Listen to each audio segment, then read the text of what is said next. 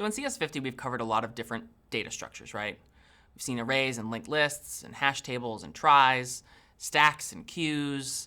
We'll also learn a little bit about trees and heaps, but really these all just end up being variations on a theme. There really are these kind of four basic ideas that sort of everything else can boil down to: arrays, linked lists, hash tables, and tries. And like I said, there are variations on them. But this is pretty much going to summarize everything we're going to talk about in this class in terms of C. But how do these all measure up, right? We've talked about the pros and cons of each sort of in separate videos on them, but there's a lot of numbers getting thrown around. There's a lot of general thoughts getting thrown around. Let's try and consolidate it into just one place. Let's weigh the pros against the cons and consider which data structure might be the right data structure for your particular situation, whatever kind of data you're storing.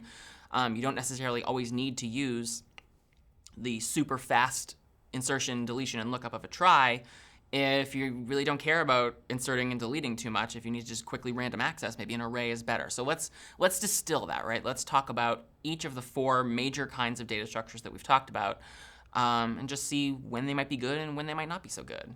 So we'll start with arrays. So insertion, that's kind of bad.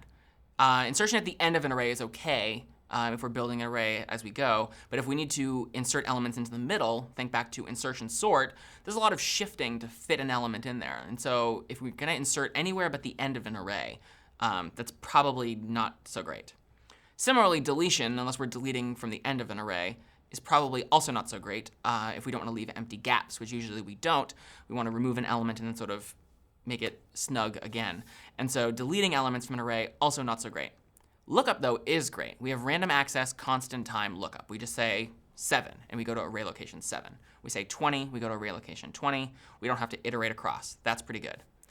Arrays are also relatively easy to sort, and every time we talked about a sorting algorithm, such as selection sort, insertion sort, bubble sort, merge sort, we always used arrays to do it, because arrays are pretty easy to sort relative to the data structures we've seen so far.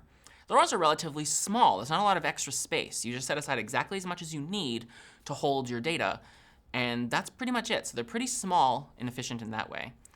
But another downside, though, is that they are fixed in size. We have to declare exactly how big we want our array to be, and we only get one shot at it. We can't grow and shrink it. If we need to grow or shrink it, we need to declare an entirely new array, copy all of the elements of the first array into the second array, and if we miscalculated that time, we need to do it again. Not so great. So arrays don't give us the flexibility to have variable numbers of elements. With a linked list, insertion is pretty easy, right? We just tack on to the front. Deletion is also pretty easy. We have to find the elements. So that involves some searching. But once you've found the element you're looking for, all you need to do is change a pointer, possibly 2 if you have a linked list, a doubly linked list rather, and then you can just free the node. You don't have to shift everything around. You just change 2 pointers. So that's pretty quick.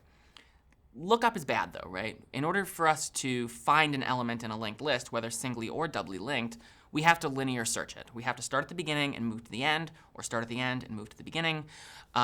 We don't have random access anymore. So if we're doing a lot of searching, maybe a linked list isn't quite so good for us. They're also really difficult to sort, right? The only way you can really sort a linked list is to sort it as you construct it. But if you sort it as you construct it, you're no longer making quick insertions anymore. You're not just tacking things onto the front. You have to find the right spot to put it. And then your insertion becomes just about as bad as inserting into an array. So linked lists are not so great for sorting data. They're also pretty small size-wise. Doubly linked lists slightly larger than singly linked lists, which are slightly larger than arrays, but it's not a huge amount of wasted space. So if space is at a premium, but not a really intense premium, might be the right way to go. Hash tables. Insertion into a hash table is fairly straightforward. It's a 2-step process. First, we need to run our data through a hash function to get a hash code, and then we insert the element into the hash table at that hash code location. Deletion, similar to linked list, is easy once you find the element. You have to find it first, but then when you delete it, you just need to exchange a couple of pointers if you're using separate chaining. If you're using probing or if you're not using chaining at all in your hash table, deletion is actually really easy. All you need to do is hash the data and then go to that location. And assuming you don't have any collisions, you'll be able to delete very quickly. Now, lookup is where things get a little more complicated, right? So it's on average better than linked lists. If you're using chaining, you still have a linked list, which means you still have the search detriment of a linked list. But because you're taking your linked list and splitting it over 100 or 1,000 or n elements in your hash table, your linked lists are all 1/nth the size, right? They're all substantially smaller. You have n linked lists instead of one linked list of size n. And so this real-world constant factor, which we generally don't talk about in time complexity, it does actually make a difference here. So lookup is still linear search if you're using chaining, but the length of the list you're searching through is very, very short by comparison. Again, if sorting is kind of your goal here, hash table is probably not the right way to go. Just use an array if sorting is really important to you. And they can sort of run the gamut of size. It's hard to say whether a hash table is small or big, because it really depends on how large your hash table is. If you're only going to be storing 5 elements in your hash table, and you have a hash table with 10,000 elements in it, you're probably wasting a lot of space. Contrast being, you can also have very compact hash tables, but the smaller your hash table gets, the longer each of those linked lists gets. And so there's really no way to define exactly the size of a hash table, but it's probably safe to say it's generally going to be bigger than a linked list of storing the same data, but smaller than a trie. And tries is sort of the fourth of these structures that we've been talking about. Inserting into a trie is complex. There's a lot of dynamic memory allocation, especially at the beginning as you're starting to build, but it's constant time. It's only the human sort of element here that makes it tricky. Having to encounter a null pointer, malloc space, go there, possibly malloc space from there again. This sort of intimidation factor of pointers in dynamic memory allocation is the hurdle to clear. But once you've cleared it, insertion actually becomes quite simple, and it certainly is constant time. Deletion is easy. All you need to do is navigate down a couple of pointers and free the node, so that's pretty good.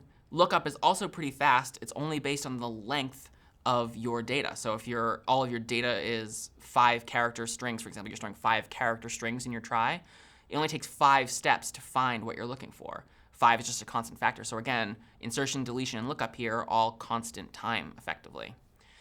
Another thing is that your trie is actually kind of already sorted, right? By virtue of how we're inserting elements by going letter by letter of the key or digit by digit of the key, typically, your trie ends up being kind of sorted as you build it.